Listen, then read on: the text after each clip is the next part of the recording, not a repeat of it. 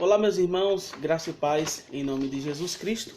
Eu sou o pastor Roberto e nós vamos dar início à nossa live do culto da Primeira Igreja Batista Bíblica de Embu das Artes, em São Paulo. Eu quero que você esteja compartilhando esse vídeo para que outras pessoas também possam ter acesso ao que é ensinado através das Escrituras, amém? Nós vamos orar agora, pedindo a direção do Senhor. Depois vamos ouvir um cântico, aí uma leitura bíblica, depois mais dois cânticos e passaremos para a pregação, tá ok? Oremos. Senhor Deus e eterno Pai, obrigado a Deus, porque o Senhor nos concede, ó Pai, a oportunidade de cultuarmos ao Senhor, mesmo, ó Pai, estando em nossos lares, mas através das redes sociais, ó Deus, podemos nos comunicar, ó Pai, uns para com os outros, ó Deus, cada irmão, e termos esse contato, ó Pai, apesar de estarmos enfrentando essa pandemia, nós estamos unidos, ó Pai, em um só corpo em Cristo Jesus, ó Deus.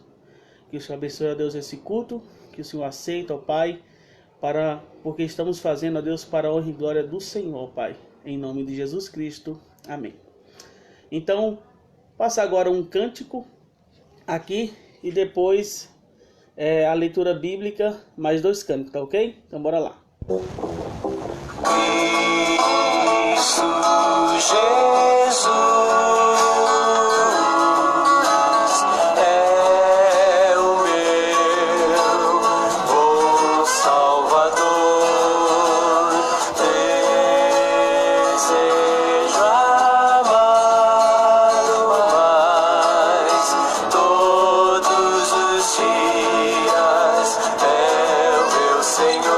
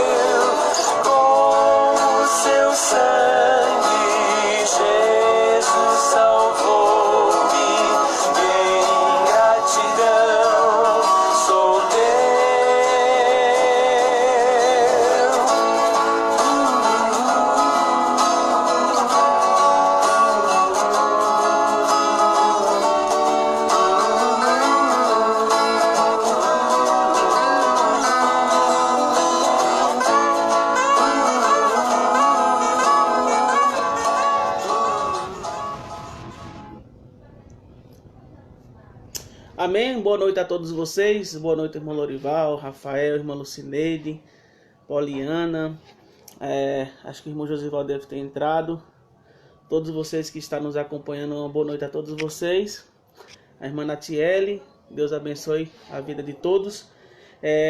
Nossa leitura bíblica, ela vai estar em Salmo 119, versos de 1 até o verso 16, você pode estar abrindo a tua Bíblia para fazer parte dessa leitura. Salmo 119, versos de 1 até o verso 16, amém? Diz assim a palavra de Deus: Bem-aventurados os retos em seus caminhos, que andam na lei do Senhor. Bem-aventurados os que guardam os seus testemunhos e que o buscam com todo o coração, e não praticam iniquidade, mas andam nos seus caminhos. Tu ordenaste os teus mandamentos, para que diligentemente os observássemos. Quem dera que os meus caminhos fossem dirigidos a observar os teus mandamentos. Então não ficaria confundido, atentando eu para todos os teus mandamentos. Louvar-te-ei com retidão de coração, quando tiver aprendido os teus justos juízos. Observarei os teus estatutos, não me desampares totalmente. Com que purificará o jovem o seu caminho? Observando conforme a tua palavra. Com todo o meu coração te busquei. Não me deixes desviar dos teus mandamentos. Escondi a tua palavra no meu coração, para eu não pecar contra ti. Bendito és tu, ó Senhor. Ensina-me os teus estatutos. Com os meus lábios declarei todos os juízos da tua boca. Folguei tanto no caminho dos teus testemunhos, como em todas as riquezas. Meditarei nos teus preceitos, e terei respeito aos teus caminhos. Recriar-me-ei nos teus estatutos, não me esquecerei da tua palavra. Podemos observar como a palavra de Deus ela é maravilhosa. Ela, de uma certa forma, nos dá uma força tremenda, faz com que nós possamos viver nesse planeta com tanto sofrimento, mas de uma forma alegre, porque sabemos que Deus ele sempre está conosco, trabalhando ao favor do seu povo. Amém? Então vamos agora ouvir mais 2 cânticos e depois passaremos para a mensagem da palavra de Deus, o recado da palavra de Deus nessa noite, tá ok? Vou colocar aqui mais 2 cânticos.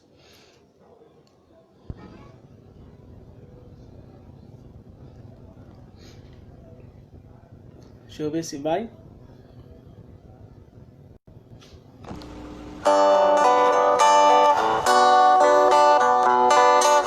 Nada poderá te separar do amor daquele que te escolheu para você ter a vida eterna junto com ele. Quem nos separará do amor de Cristo?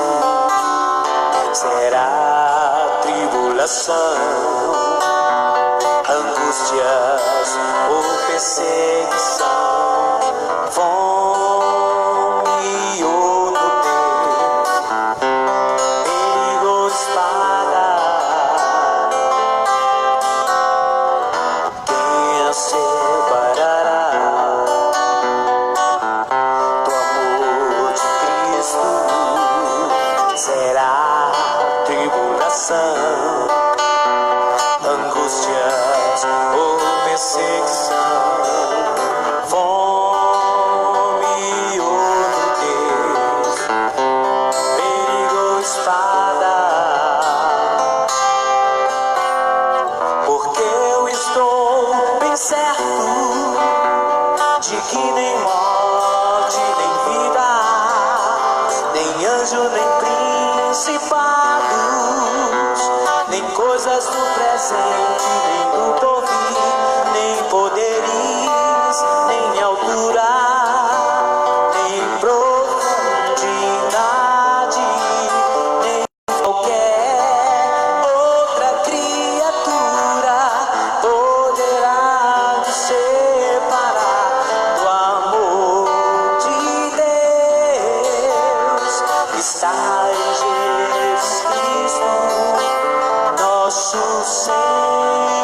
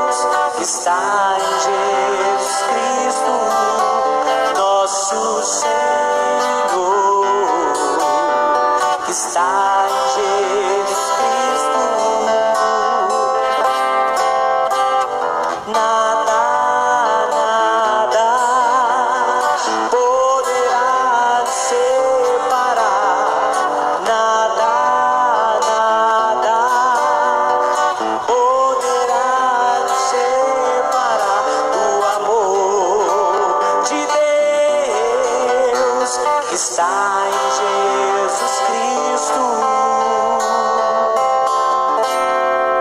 nosso Senhor.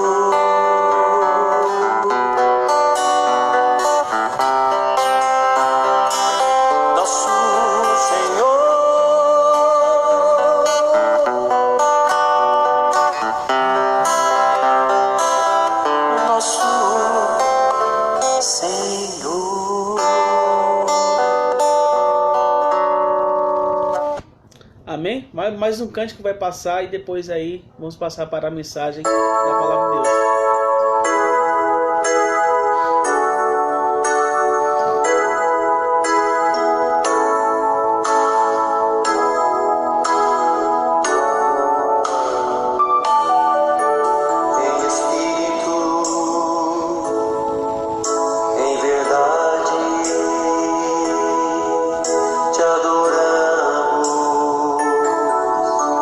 Te adoramos,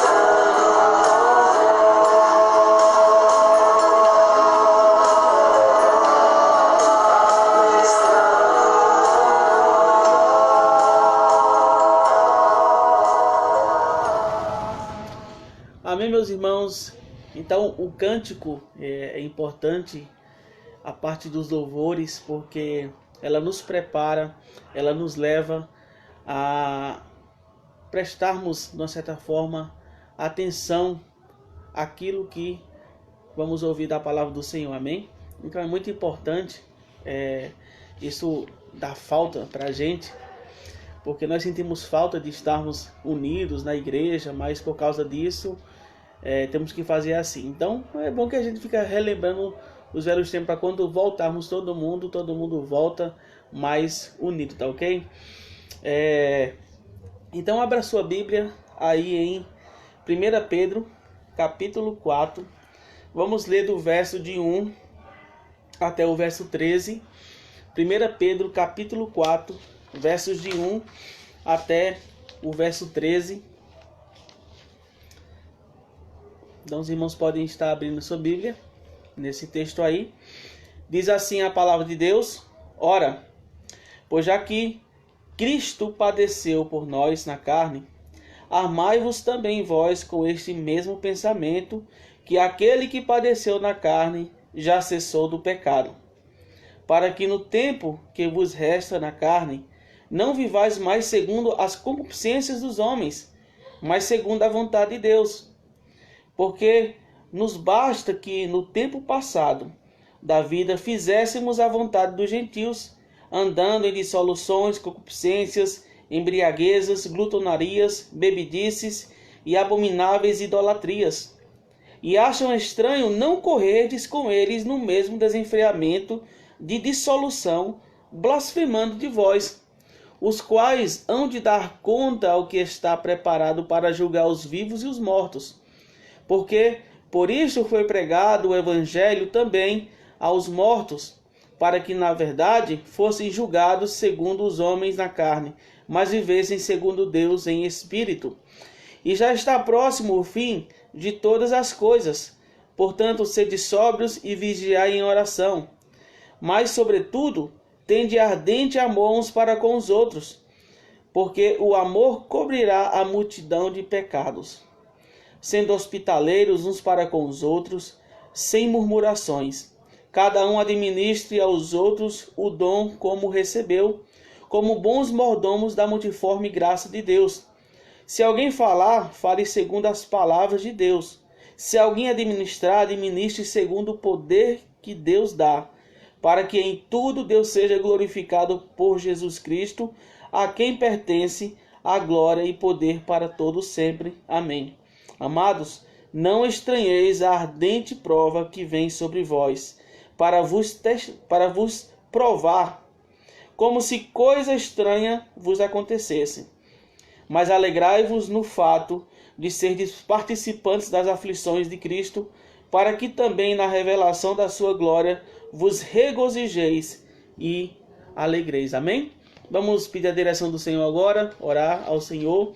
Oremos, Senhor Deus e Pai, que o Senhor nos abençoe, ó Deus, nesse momento em que temos o privilégio de ouvirmos o Teu recado para os nossos corações, ó Pai.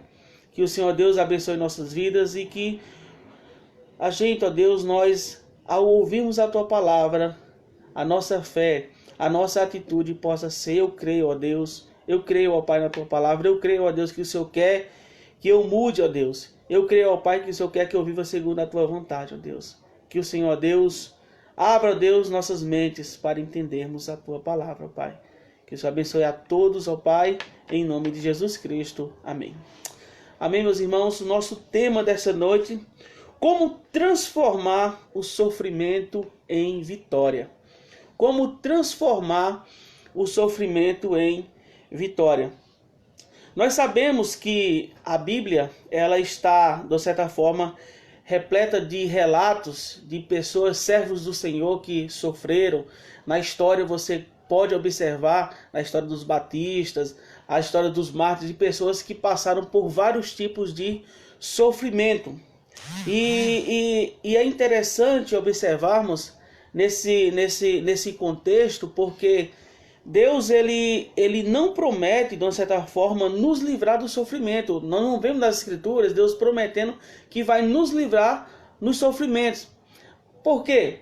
Porque o homem já nasce, de uma certa forma, para a tribulação, como fala Jó, capítulo 5, versículo 7, que diz assim: mas o homem nasce para a tribulação, como as faíscas se levantam a voar. O homem já nasce para a tribulação por causa do pecado, ou seja, Deus ele já diz em sua palavra, através de Cristo também, que no mundo nós teríamos aflições, nós teríamos problemas. E todos os servos de Deus, todas as pessoas passam por algum tipo de sofrimento, por algum tipo de tribulação.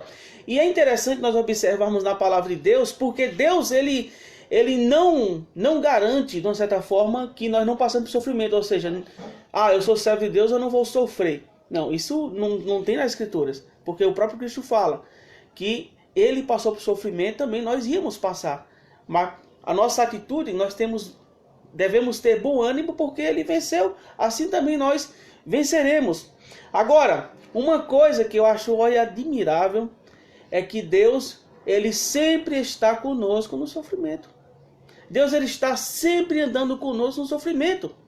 E nós podemos observar lá em Salmos capítulo 23, versículo 4, quando diz assim: ainda que eu andasse pelo vale da sombra da morte, não temeria mal algum, porque tu estás comigo, a tua vara e o teu cajado me consolam. E é interessante observar, porque Deus ele fala que nós podemos andar pelo vale da sombra da morte com a garantia de que ele está conosco, nos guardando, de que ele está ali nos dando força, nos sustentando. Porque o que nós necessitamos é sermos sustentados por Deus dentro das aflições, quando assim estivermos passando. E o grande desafio para os servos de Deus, porque obviamente muitas pessoas não entendem, porque não têm o discernimento bíblico, não entendem porque as pessoas sofrem, e as pessoas sofrem obviamente é por causa do pecado, porque só existe sofrimento, só existe tribulação por causa do pecado. Então o pecado, ele é a causa de haver tanto sofrimento aqui nesse planeta. Só que o pecado, de uma certa forma, ele não nos impede de chegarmos até a presença de Deus quando nós enxergamos que necessitamos de Cristo. Porque em Cristo, esse sofrimento, ele se torna um alívio. Por quê? Nós sabemos o que nos espera futuramente. O céu é um lugar onde não haverá sofrimento. Então, tendo essa confiança que Deus nos dá, que Deus promete e Ele cumpre, de que estaremos na sua presença no céu, um lugar onde não haverá nem choro, nem nenhum tipo de sofrimento haverá lá. Então isso nos leva, de certa forma, a meditarmos, a crermos naquilo que Deus ele diz em sua palavra. Agora, uma das situações do nosso tema hoje, como transformar o sofrimento em vitória. Agora, em todo sofrimento há um propósito de Deus. Em todas as situações da nossa vida há um propósito de Deus. A gente pode observar, por exemplo, José. José, quando ele foi vendido pelos seus irmãos aos amalequitas, ele não entendia, ele não sabia o que estava acontecendo ali. Por que Deus havia permitido aquilo na vida dele? José, quando ele está na casa de Potifar e ele é acusado pela mulher de Potifar, ele vai para o cárcere injustamente e ele não entende por que também. Mas uma coisa que ele não deixou foi confiar em Deus. E depois ele chega a ser governador, e depois os seus irmãos vão ter com ele. E após a morte do seu pai, e os irmãos já ficam com medo de José fazer represália contra eles, José fala: vós bem intentaste mal contra mim, porém Deus o intentou para o bem, para fazer como se vê neste dia, para conservar muita gente com vida. Ou seja, o próprio José entende que aquilo que ele passou tinha um propósito, e o propósito era o quê? Era conservar muita gente com vida. Ele foi um instrumento de Deus. Então, a Bíblia nos fala uma coisa interessante, que todas as coisas contribuem juntamente para o bem daqueles que amam a Deus. Lá daqueles que são chamados segundo o seu propósito, como está escrito lá em Romanos capítulo 8, versículo 28. Então a gente observa que em tudo existe um propósito de Deus. Às vezes nós não conseguimos realmente enxergar qual o propósito de Deus no nosso sofrimento atual, né? E, por exemplo, como nós estamos enfrentando essa pandemia, nós ficamos pensativos. O que é que Deus quer ensinar? E existem muitas pessoas que falam isso, uma pessoa fala aquilo, e é verdade mesmo, porque Deus está mostrando que Ele é Deus a todas as nações, porque são todas as nações que estão paradas, entendeu? E Ele está mostrando que é Ele que é Deus, e não as pessoas, até mesmo as pessoas que querem se colocar como Deus. Mas isso é assunto para outra hora. Voltando aqui, qual o propósito, né? Porque Deus tem propósito. Qual o propósito de Deus no sofrimento? E como nós podemos vencer esse sofrimento? Porque o que nós sabemos é que o nosso Deus é um Deus de vitória. O nosso Deus é um Deus que nos garante a vitória. Porque nós vemos a palavra de Deus sempre falando que estará pelejando por nós, que Ele estará lutando por nós. Nós vemos lá em Provérbios capítulo 21, versículo 31, o cavalo prepara-se para o dia... O cavalo prepara-se para o dia da batalha, mas a vitória vem de quem? Do Senhor. Ou seja, as preparações mundanas, as preparações, elas não são nada se Deus não der a vitória. Então nós sabemos disso, que Deus, Ele dá a vitória. Então nós, em tudo o que nós passamos, tribulação, seja lá o que for, nós queremos vencer. Nós não vemos a hora de passar por esse problema que estamos vivendo hoje. Então a gente, de certa forma, temos que focalizar aquilo que Deus diz em sua palavra. A nossa atenção deve estar naquilo que Deus diz em sua palavra. Por quê? Porque é importante e vai te fazer que você fique em pé, que eu fique em pé, que nós fiquemos em pé, firmes naquilo que Deus diz em sua palavra. E eu quero compartilhar aqui 4 coisas aqui, que 4 propósitos que Deus tem no sofrimento cristão e também, de certa forma, a vitória. Como nós podemos transformar isso em vitória? A primeira é que o sofrimento nos ajuda a vencermos o pecado. O sofrimento nos ajuda a vencermos o pecado. O apóstolo Pedro aqui, ele vem falando aqui 3 coisas interessantes.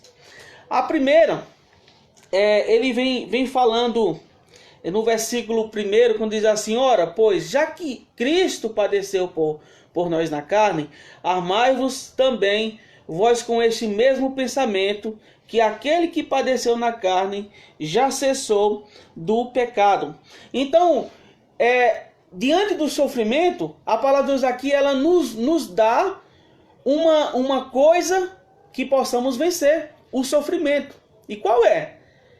A arma.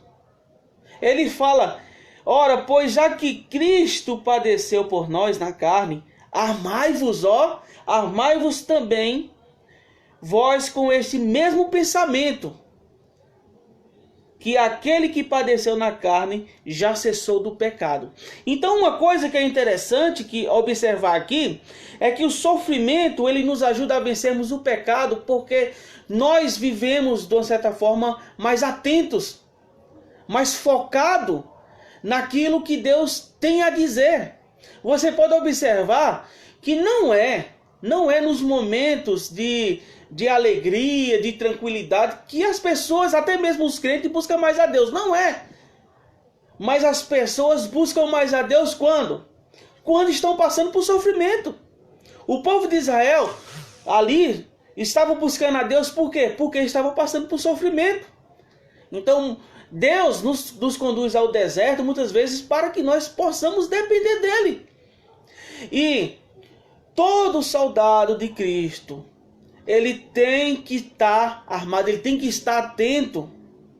E Deus nos fornece uma armadura.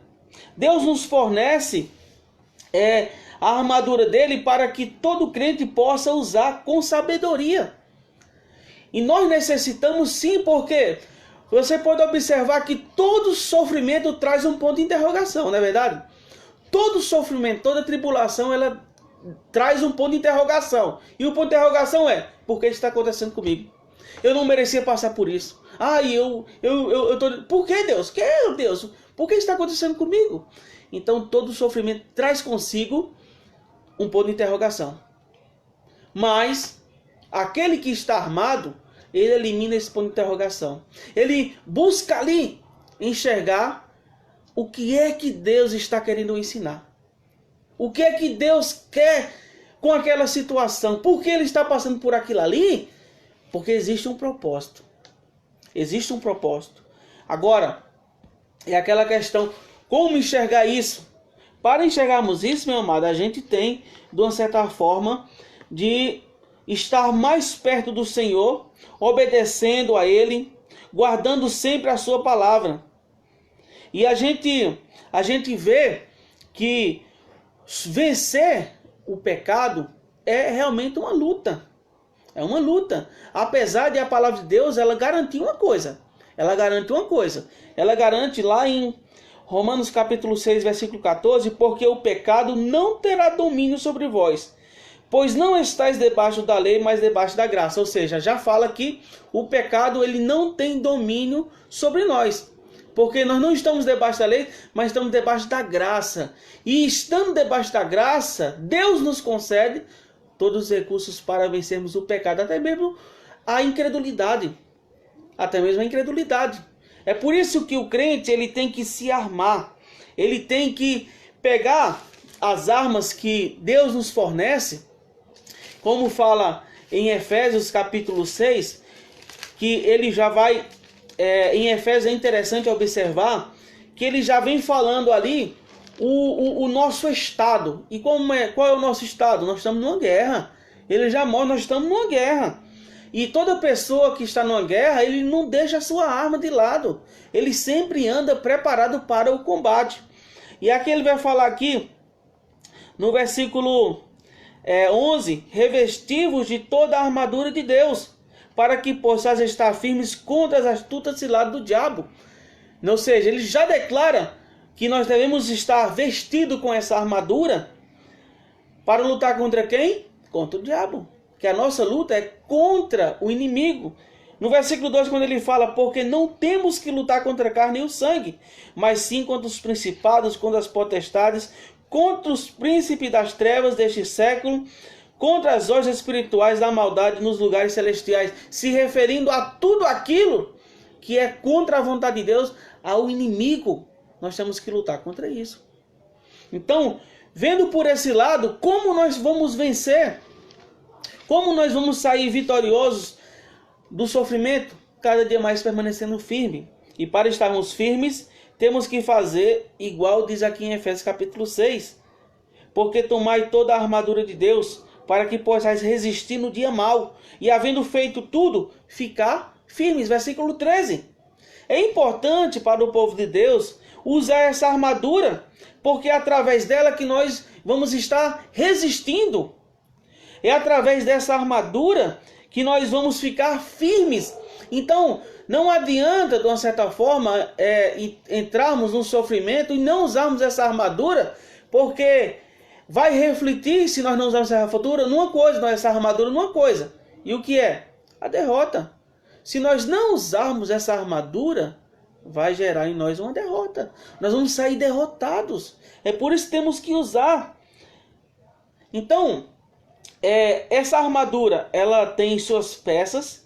Estai, pois, firmes, tendo cingido os vossos lombos com a verdade, e vestido a couraça da justiça, e calçados os pés na preparação do evangelho da paz, tomando sobretudo o escudo da fé, com o qual podeis apagar todos os dardos inflamados do maligno. Tomai também o capacete da salvação e a espada do Espírito, que é a palavra de Deus.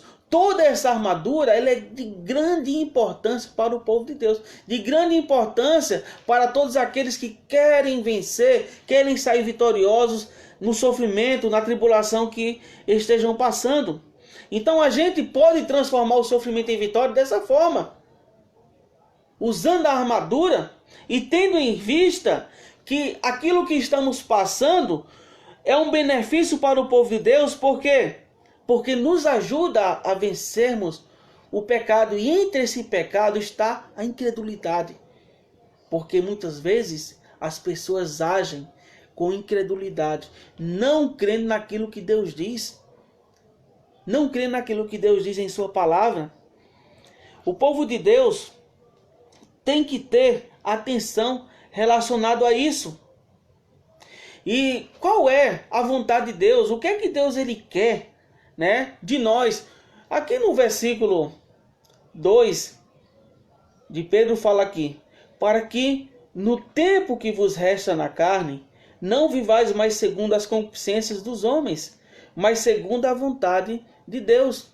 Ele vai falar aqui agora sobre essa questão. Qual o tempo que resta na carne? Obviamente a gente vive até 80, não passa 120 anos. E como a Bíblia fala, de 70 e 80 já é canseira. A pessoa já não consegue fazer mais nada. Então assim, o tempo que nós estamos vivendo neste corpo não deve ser para gastarmos nos próprios deleites da carne, do mundo, mas como é o quê? Segundo a vontade de Deus, que é muito importante. E o crente tem que buscar entender qual é a vontade de Deus. Como fala em Efésios capítulo 5, versículo 17, que diz assim: por isso não sejais insensatos, mas entendei qual seja a vontade do Senhor. O crente tem que buscar entender qual é a vontade de Deus. Diante de tudo o que estamos passando. E como vamos vencer, meu amado? Não tem como vencer se também não entender qual é a vontade de Deus. Entendeu? É por isso que o crente tem que estar sempre atento às palavras do Senhor. O que é que Deus diz? Qual é a vontade do Senhor? Como é que Deus quer que eu me comporte relacionado a essa situação? Então tudo isso é um grande desafio para o povo de Deus. É um grande desafio. Como ele fala no versículo 3 também: porque nos basta que no tempo passado da vida fizéssemos a vontade dos gentios, andando em dissoluções, em concupiscências, em embriaguezas, glutonarias, bebidices e abomináveis idolatrias. Então, ele já vem pegando essa situação e mostrando: olha, já basta isso. Nós não devemos mais, de uma certa forma, sentir saudade do passado. Isso, vocês agora têm que viver de acordo com a palavra de Deus. Como é que vocês vão vencer os problemas, vão sair vitoriosos do sofrimento, se vocês não querem obedecer, não querem fazer a vontade do Senhor? Não tem como. Crente que de uma certa forma vive um pé na igreja, um pé no mundo, ele não prospera. Ele não consegue prosperar diante do Senhor. Por quê? Qual o motivo? Porque ele está em pecado. Porque Deus não aceita dividir seu servo com exatamente ninguém. Porque o crente, ele é exclusivo de Deus.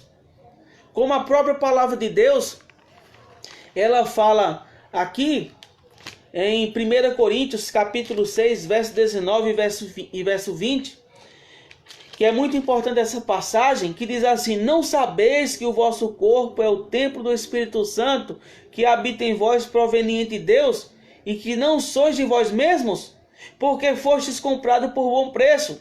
Glorificai, pois, a Deus no vosso corpo e no vosso espírito, os quais pertencem a Deus. Deus não aceita dividir você com ninguém. É por isso que, meu amado, a gente, como servo de Deus, temos que estar sempre focado nele. E, obviamente, como você bem sabe, eu já falei aqui, uma coisa que acontece é que quanto mais eu estou perto do Senhor, mais vitorioso eu vou sair dos sofrimentos. Quanto mais eu estou mais perto do Senhor, confiando nele, mais vitorioso eu vou sair do sofrimento. Aquilo que, quando eu entendo que Deus está no controle de todas as coisas e que Deus trabalha a nosso favor e que eu pertenço a Ele e que Ele não me quer, de certa forma, ter eu dividido com o mundo, mas eu sou exclusivo do Senhor, que você é exclusivo. Quando nós entendemos isso, aí a gente começa, de uma certa forma, a viver uma vida segundo a vontade do Senhor e a experimentarmos a vitória do Senhor, porque Ele concede vitória ao seu servo no sofrimento. Como muitas vezes o próprio Davi, sendo perseguido por Saul, Deus sempre livrou Davi. Saul querendo matar Davi, e Davi fugindo, Davi clamava ao Senhor, e Davi sempre Deus concedeu vitória a Davi. Davi saindo para as batalhas, sempre Deus concedia vitória a Davi. Por quê? Porque Davi era um homem segundo o coração dele. E ser segundo o coração de Deus é um servo que faz a vontade de Deus. É um servo que busca glorificar a Deus através da sua vida, através das situações que ele passa na vida também. Então, meu amado, vendo essa questão, o sofrimento nos ajuda a vencermos o pecado, a vivermos distante do pecado, a buscarmos mais ao Senhor. Amém?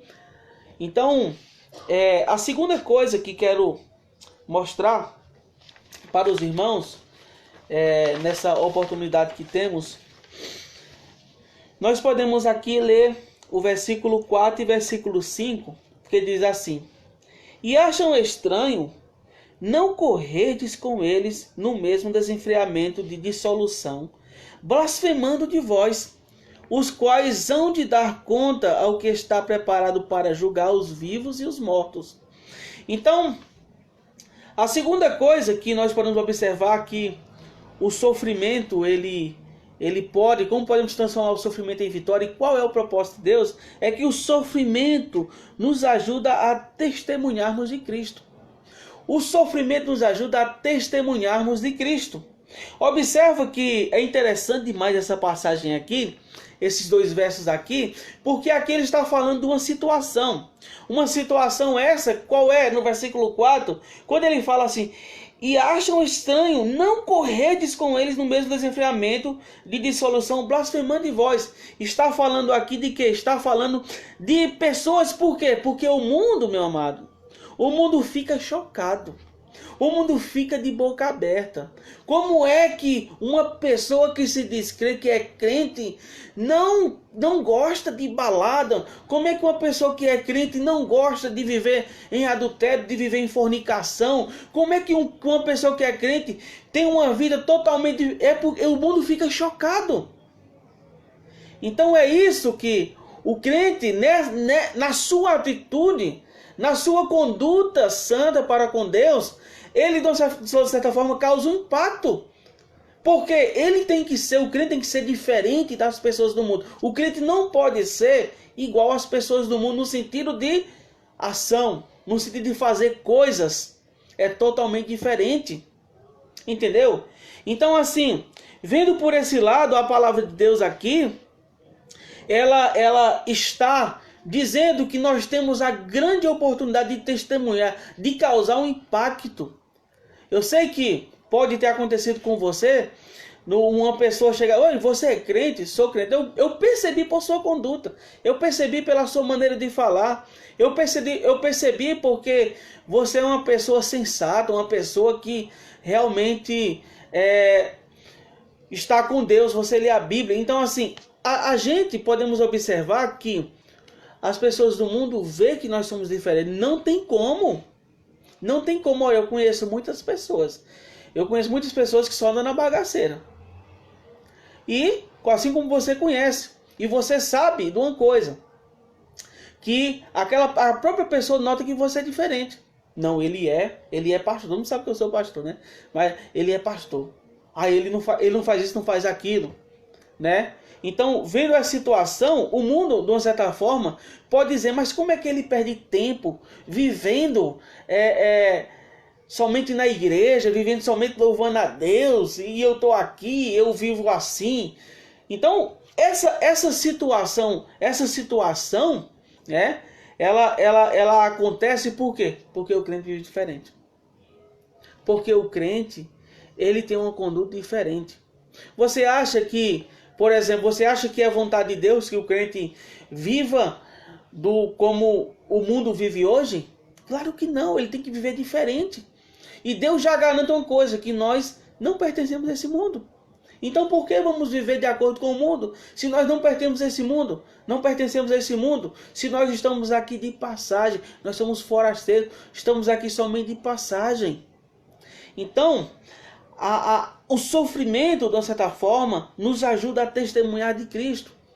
Nos ajuda a a refletir Cristo em nossas vidas. É como eu assisti um filme, e esse filme é em fatos reais, que um jovem cristão está numa empresa e ele é testado, né, pelo seu chefe a mentir. Então ele só fala a verdade, e ali aquela pressão, e ele só fala a verdade, e depois ele é promovido por sua boa conduta, porque era uma pessoa de confiança. Então, assim, pegando por esse lado, o crente tem uma grande oportunidade de testemunhar, de mostrar que Cristo vive sim na sua vida, que as suas ações, a sua reação é totalmente diferente. É igual a gente podemos ver, né? Podemos ver na conduta cristã, que uma das coisas muito importantes é o estilo de vida que ele vive. É o estilo de vida. Como o Billy Graham falou assim, Billy Graham falou certa vez, em uma de suas mensagens, ele fala que nós somos, o crente é a Bíblia que o mundo lê. Ou seja, você que serve a Deus, nós que servimos a Deus, que estamos sempre em contato com a palavra de Deus e vivendo de acordo com a vontade de Deus, os holofotes estão em nós. Você pode observar, por exemplo, uma situação.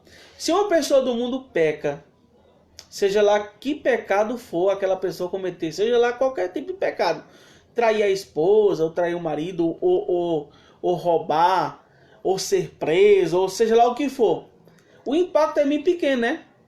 Por quê? Já vive de acordo com o sistema do mundo. Agora, vai um crente fazer uma coisa dessa. O que é que as pessoas dizem? Olha aí, né, crentinho? Né? As pessoas não fazem isso, não é verdade? Então, assim, tem um maior impacto, porque, rapaz, como é que pode uma coisa dessa acontecer com o irmão fulano e tal? Eu não imaginava que isso ia acontecer com esse irmão. Então, isso realmente acontece por quê? Porque o crente causa impacto. E quando ele deixa de dar bom testemunho, as pessoas, de uma certa forma, caem matando em cima dele, no sentido de criticando.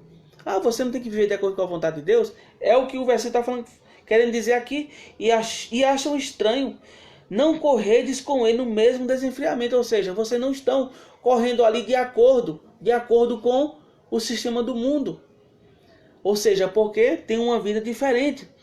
Mas, meu amado, é dado a mim, é dado a você a grande oportunidade de uma certa forma, testemunhar de Cristo. Nós somos testemunhas de Cristo.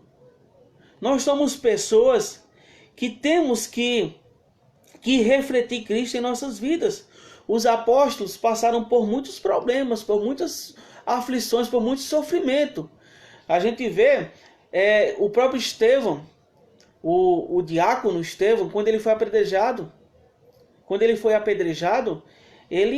antes ele ora, ele clama que Deus perdoe o pecado daquelas pessoas. O seu rosto reflete, né? As pessoas veem o rosto dele refletir. Então, assim, tudo isso por quê? Testemunho. Os apóstolos, quando eles foram ordenados pelos fariseus a não mais falar o nome de Cristo, eles falam lá em Atos 5, versículo 29, porém, respondendo Pedro aos apóstolos, disseram: antes importa obedecer a Deus do que aos homens. Importa mais obedecer a Deus do que aos homens. Não importa que situação vamos entrar. O que importa é obedecer a Deus. O que importa é fazer a vontade de Deus. E pegando por esse lado, meu amado, como vamos vencer o sistema do mundo? Porque as pessoas acham estranho a pessoa ser crente. Acham estranho a pessoa não viver de acordo com o estilo de vida que ela vive. Mas o crente obedecendo a Deus é o que importa. Fazendo a vontade de Deus é o que importa. Porque o mais importante é ser aprovado por Deus e não pelo mundo. O mais importante é isso, acabou. Entendeu? É o mais importante. Agora, uma coisa é certa. Como diz o versículo 5 aqui, os quais hão de dar conta ao que está preparado para julgar os vivos e os mortos. E a Bíblia já declara uma coisa, que todas as pessoas vão comparecer perante Deus. Que todas as pessoas vão dar conta do seu pecado a Deus. É o que a Bíblia diz. E vai falar também, lá em Eclesiastes, capítulo 12, versículo 14, que diz assim: porque Deus há de trazer a juízo toda a obra e até tudo que está encoberto, quer seja bom, quer seja mal. Ou seja, Deus vai trazer a juízo todas as pessoas que vivem rejeitando a Jesus Cristo, que vivem de acordo com o seu pecado, que não quer, de uma certa forma, experimentar essa mudança bíblica. Deus vai julgar aquela pessoa. Por quê? Porque continua rejeitando os princípios da palavra de Deus. Então, vendo essa situação, as pessoas vão comparecer perante Deus para um julgamento. E esse julgamento que as pessoas passarão não é um julgamento bom. É um julgamento ruim para a pessoa. Não é aquilo que Deus queria, mas é aquilo que as pessoas querem. Então as pessoas têm que levar em consideração o que a palavra de Deus diz aqui. Tem que levar em consideração. Porque Deus, ele vai julgar as pessoas. Deus, ele julga. O mundo está nos julgando. O mundo julga a conduta do crente. Porque para o mundo, todo crente é ladrão. O mundo, todo pastor, ele é interesseiro. Para o mundo é assim. Eles olham para os pastores, obviamente que existe pastor aí que só pensa em dinheiro, é verdade. Não tem para onde correr, mas não são todos assim. Então a gente observa essas situações, esses tipos de julgamento, e realmente causa em nós assim um incômodo. Né? As pessoas você fica meio assim, mas eu não sou igual àquela outra pessoa. Mas o que importa, meu amado, é Deus. O que importa é Deus. É Deus te aprovando tua conduta. É o que importa. Porque nós não devemos buscar a aprovação do mundo de maneira nenhuma, porque o mundo nunca vai aprovar as coisas de Deus. Nunca vai aprovar. O mundo é contrário à vontade de Deus. O sistema do mundo é contrário à vontade de Deus. Então o crente, para ele sair vitorioso disso, ele tem que buscar testemunhando. Eu vivo assim por causa da graça de Deus. Eu vivo assim por causa de Deus. Então, meu amado, esse tipo de sofrimento que nós passamos na nossa vida é uma grande oportunidade de testemunharmos a respeito de Cristo. É o que nós somos. A própria palavra de Deus diz que nós somos testemunha, né? A própria palavra de Deus diz que nós somos pessoas que devemos anunciar o Evangelho. E também a nossa vida, ela também testemunha. Nós somos testemunha, até mesmo, nem precisamos abrir a boca muitas vezes.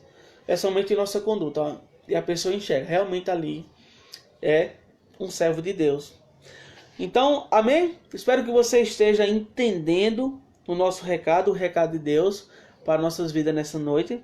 E agora vamos passar para o terceiro ponto, faltam ainda 2 pontos. E o terceiro ponto, aí nós podemos encontrar no versículo 7, que diz assim: e já está próximo o fim de todas as coisas. Portanto, sede sóbrios e vigiai em oração. Olha que coisa. Então, a terceira coisa que, de uma certa forma, traz para o povo de Deus vitória, como nós podemos transformar o sofrimento em vitória, é que, meu amado, é que o sofrimento, ele nos motiva a aguardarmos a segunda vinda de Cristo. O sofrimento nos motiva a aguardarmos a segunda vinda de Cristo. É isso que olha, quantos crentes, quando estão passando, por exemplo, essa pandemia, quantos crentes já chegou a falar: Jesus está voltando. Oh, Jesus, volte logo, Jesus. Quantos crentes estão falando: Jesus, volte logo, rebate sua igreja, leve sua igreja. Então, assim, isso gera no crente, o sofrimento gera no crente ali um clamor pela volta de Cristo. Porque, meu amado, olha, nós nesse planeta, nós passamos por dor. Ninguém gosta de sentir dor. Você gosta de dor? Eu não gosto. Você gosta de passar por sofrimento? Eu não gosto. Ninguém gosta de passar por sofrimento. Eu não gosto. Se eu pudesse, eu não teria nenhum tipo de sofrimento. Mas, infelizmente, a miséria do pecado entrou nesse planeta. E só vamos parar de ter sofrimento quando estivermos na presença de Deus. E Jesus Cristo já prometeu que ele ia voltar e nós estamos aguardando. É o que a igreja está aguardando, a volta de Cristo. Então nós temos, e o crente tem clamado isso. Então o sofrimento, meu amado, olha, nos leva a isso. Nos leva a aguardarmos atenciosamente a volta de Cristo. A segunda volta de Cristo, como ele prometeu. Em Tiago, capítulo 5, Tiago, capítulo 5, verso 8 e 9. Acho interessante, Tiago, capítulo 5, verso 8 e verso 9, que diz assim: sede vós também pacientes, e fortalecei os vossos corações, porque já a vinda do Senhor está próxima. Irmãos, não vos queixeis uns contra os outros, para que não sejais condenados. E eis que o juiz está o quê? À porta. Como ele fala, que nós temos que o quê? Nos fortalecer os nossos corações, porque já a vinda do Senhor está próxima. Por isso nós temos que fortalecer nossos corações. E Deus está à porta. Jesus está às portas. Então a igreja está focada nisso. Naquela época as igrejas os crentes passavam por muitas perseguições, muito diferente de hoje, né? Mas naquela época eles estavam aguardando. Da mesma forma, o sofrimento nos conduz a isso, meu amado, a aguardarmos a volta de Cristo. Essa pandemia que estamos passando é um sinal, como todo mundo sabe. É um sinal de quê? Da segunda volta de Cristo. Ele está perto de voltar. Todas as coisas que acontecem nesse planeta é um sinal da volta dele. Ele mesmo falou. Ele mesmo falou isso. Então, o servo de Deus, ele aguarda atentamente a segunda volta de Cristo. E o sofrimento, ele nos conduz a esse aguardo. É claro que Deus, ele, como fala em 2 Pedro, capítulo 3, versículo 9, que assim o Senhor não retarda a sua promessa, ainda que alguns a tenham por tardia, mas é longânimo para conosco, não querendo que alguns se percam, senão que todos venham arrepender-se. Deus está dando oportunidade às pessoas de se arrepender dos seus pecados e de se voltar para Ele, porque o desejo de Deus é salvar as pessoas. Ele está dando oportunidade às pessoas. Agora, vendo por esse lado, meu amado, a gente observa que Deus realmente, Ele nos concede vitória, porque a gente focaliza o nosso olhar nele. Olha, Ele está voltando. Ele está perto de voltar. Tudo isso está acontecendo, está mostrando que Cristo está perto de voltar. E isso é muito importante para o corpo de Cristo, para o povo de Deus. A gente vê essas situações porque, como hoje nós estamos aguardando, o povo nos tempos bíblicos também estavam aguardando. E alguns deles estavam até mesmo ficando ali triste, porque não tinha, obviamente, a Bíblia completa, o cânon completo das Escrituras, e eles não sabiam detalhes da vinda de Cristo. Então eles não sabiam esses detalhes, e como nós temos hoje. Então isso estava levando o povo a se entristecer, porque seus entes queridos estavam morrendo, e ele não sabia como seria, porque estava muito obscuro para eles. E o apóstolo Paulo escreve em 1 Tessalonicenses capítulo 4, a partir do versículo 13, dizendo assim: não quero, porém, irmãos, que sejais ignorantes acerca dos que já dormem, para que não vos entristeçais como os demais que não têm esperança. Porque se cremos que Jesus morreu e ressuscitou, assim também aos que em Jesus dormem, Deus os tornará a trazer com ele. Então ele já fala, de certa forma, não se entristeça. Porque vocês são pessoas que têm esperança. Não há necessidade de se entristecer. Então isso conforta o coração daqueles irmãos, porque a Bíblia já garante que Deus os tornará a trazer. Deus vai trazer essas pessoas. Olha que coisa. Isto é o quê? Isto é uma promessa de Deus. Todas as pessoas que morrem estão na presença dele. E um dia voltarão para a terra, para os seus corpos, como a palavra de Deus diz aqui. Dizemos-vos, pois, isto pela palavra do Senhor, que nós, os que ficarmos vivos para a vinda do Senhor, não precederemos os que dormem. Porque o mesmo Senhor descerá do céu com alarido e com voz de arcanjo, e com a trombeta de Deus, e os que morreram em Cristo ressuscitarão primeiro. Então, este acontecimento vai acontecer. O arrebatamento da igreja, nós aguardamos isso, o arrebatamento da igreja. Mas tem uma coisa muito importante aqui, que todos aqueles que morrerão em Cristo, que estão no céu, eles vão voltar com Cristo, vão ressuscitar, como a palavra diz aqui. No versículo 17 vai falar: depois nós, os que ficarmos vivos, seremos arrebatados juntamente com eles nas nuvens, a encontrar o Senhor nos ares, e assim estaremos sempre com o Senhor. Então isto é aquilo que consola, que conforta a igreja. E no sofrimento uma coisa é certa: olha, o sofrimento não é eterno.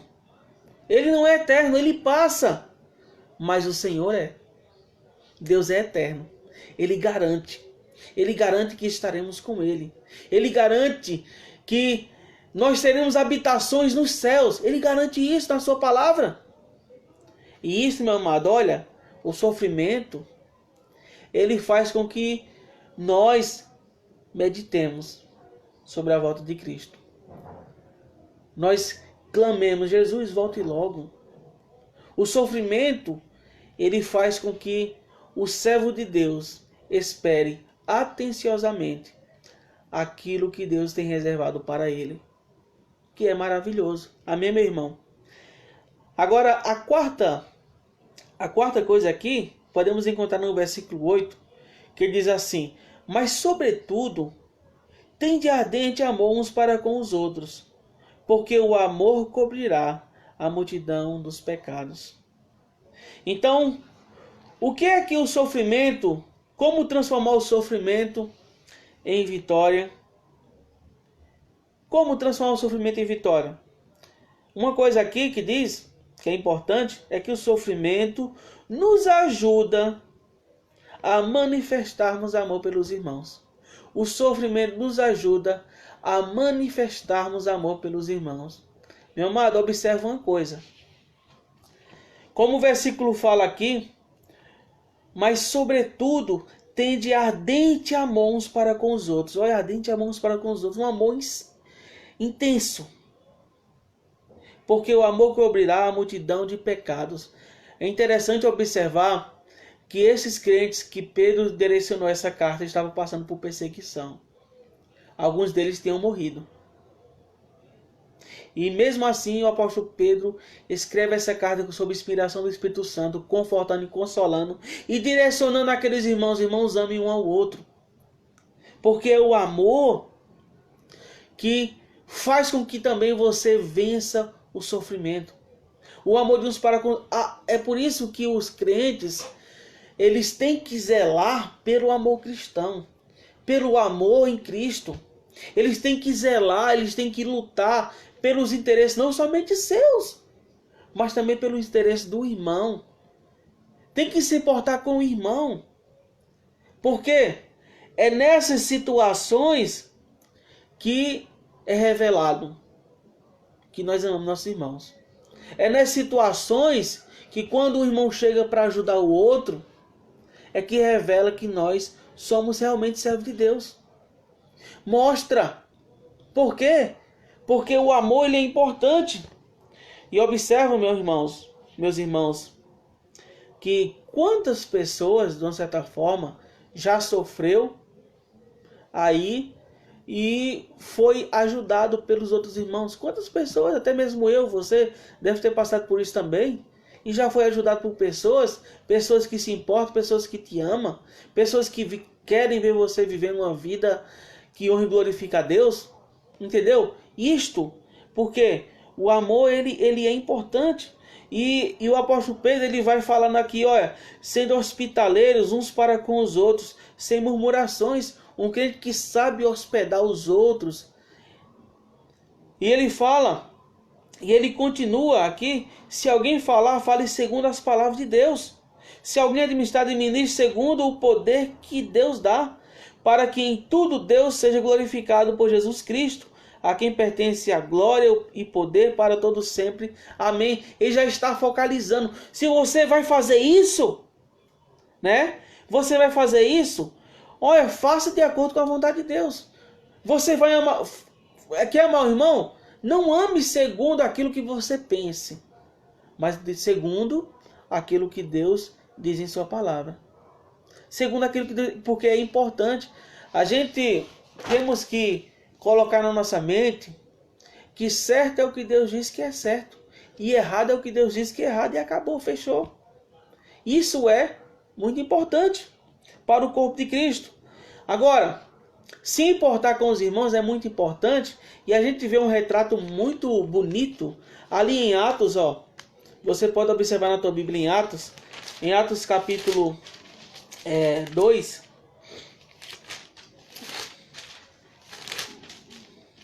Eu convido você a ir lá em Atos dos Apóstolos, capítulo 2, versículo 42, que dizia assim: E perseveravam na doutrina dos apóstolos e na comunhão, e no partir do pão, e nas orações, e em toda a alma havia temor, e muitas maravilhas e sinais se faziam pelos apóstolos, e todos os que criam estavam juntos e tinham tudo em comum. É interessante que as pessoas que se converteram, todos estavam juntos e tinham tudo em comum, eles estavam juntos. E esta comunhão gerou neles um amor tão grande, como diz aqui no versículo 45, e vendiam suas propriedades e bens e repartiam com todos, e segundo cada um havia de mister. Ou seja, eles foram de uma certa forma levados até mesmo a vender suas propriedades, vender o que tinham para ajudar aqueles que não tinham. Por quê? É bom observar o contexto cultural. Não é que a pessoa, por exemplo, só tem uma casa naquela época e vendeu a sua casa e vai morar na rua. Claro que não, não é assim não. Não é esculhambado assim não. Porque tudo é, de uma certa forma, regrado. Não é, a gente temos que ter um entendimento correto. A questão que estavam aqui é que, como muitas pessoas que veio de várias nações da Mesopotâmia, eles se converteram, eles queriam aprender mais do Senhor, eles queriam mais ali ficar se alimentando do Senhor. Então assim, o dinheiro que eles haviam trazido ia acabar. Então aqueles irmãos motivados, eles até mesmo doavam, até mesmo vendiam suas coisas, suas propriedades para sustentar aqueles irmãos ali naquele período ali. Então assim, tudo isso, obviamente, foi por causa do amor. Eles enxergaram o sofrimento do seu irmão. Eles enxergaram a necessidade do seu irmão e ajudaram. Então, meu irmão, a gente vê essas situações e isso nos motiva. O que nós estamos passando hoje, o crente não pode agir com indiferença para com seu irmão. Ele tem que enxergar a necessidade, ele tem que agir.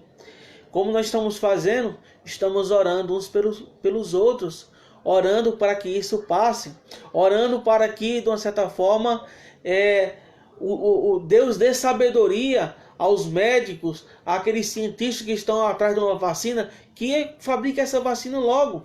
Isso mostra o quê? Mostra que nós, como servo de Deus, amando uns aos outros, temos todos em comum, como fala lá em Atos. Tudo em comum. E é um grande desafio, meu irmão. É um grande desafio.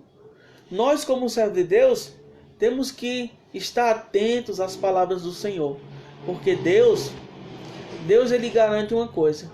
Ele garante que no sofrimento Ele está conosco. Ele garante que não nos abandonará. E o nosso Deus é fiel em cumprir. Amém? Então, que como servos do Senhor, nós venhamos, meu amado, a nos dedicarmos diariamente à vontade do Senhor. Amém? Então, o sofrimento, ele não é eterno, mas Deus é eterno. E, pegando por um lado, se não houvesse as lutas, não existiriam as vitórias. Então, Deus garante nos dar a vitória. Amém? E Ele vai dar, porque Ele é fiel em cumprir. Que Deus abençoe sua vida. Nós estamos chegando mais a um final desse culto. Espero que você tenha entendido. Compartilhe esse vídeo para outras pessoas também poder assistir. Então vamos fazer uma oração agora e depois falarei mais algumas palavras e estaremos encerrados. Amém? Senhor Deus e Pai, obrigado a Deus por Tua palavra que é maravilhosa. Tua palavra nos encoraja, Tua palavra nos dá força, Tua palavra, Deus, ela nos fortalece, ó Pai, a cada dia para enfrentarmos, ó Deus, as lutas da vida, ó Pai. Que o Senhor, Deus, abençoe a todas as pessoas, ó Pai. Que o Senhor tenha misericórdia de todos nós, ó Deus. E nós sabemos, ó Pai, a Tua intenção, ó Deus, para com todas as pessoas desse planeta, ó Pai, que é a salvação de todas, ó Pai. Ó Deus, que as pessoas venham a enxergar, ó Pai, diante dessa pandemia, que o Senhor é Deus e que nós necessitamos unicamente do Senhor, ó Pai. Muito obrigado, Deus, porque o Senhor nos conforta e nos consola a cada dia, ó Pai. E o Senhor tem nos sustentado, ó Deus, a cada dia. Muito obrigado, ó Deus, por tudo, em nome de Jesus Cristo. Amém. Amém, meu irmão. Uma pessoa que eu conheço que é surda falou assim que eu tenho que pregar em Libras, né? E eu sei Libras, o nome dele é assim, o sinal dele é assim, Jonas. Ele falou para mim assim: você, pastor, tem que pregar em Libras também, porque tem surdo que tá vendo. Então, futuramente, breve, eu vou estar ensinando ali em Libras, porque eu tenho pessoas, amigos em Cristo, né, irmãos em Cristo, que são surdos também. Tá ok? Deus abençoe a todos vocês. Amém? Estamos encerrados, meu irmão. Deus abençoe.